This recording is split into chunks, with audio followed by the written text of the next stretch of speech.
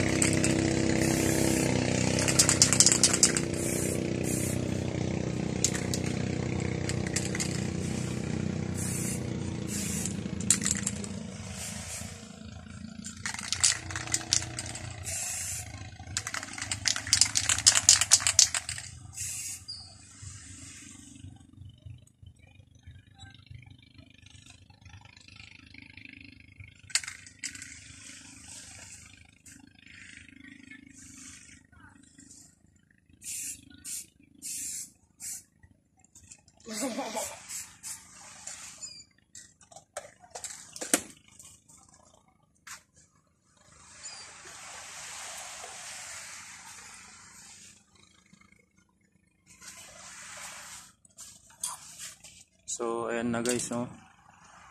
Dahil matagal na natin hindi nagamit yan, so pipinturahan natin kasi medyo luma na yung ano niya, yung forma niya.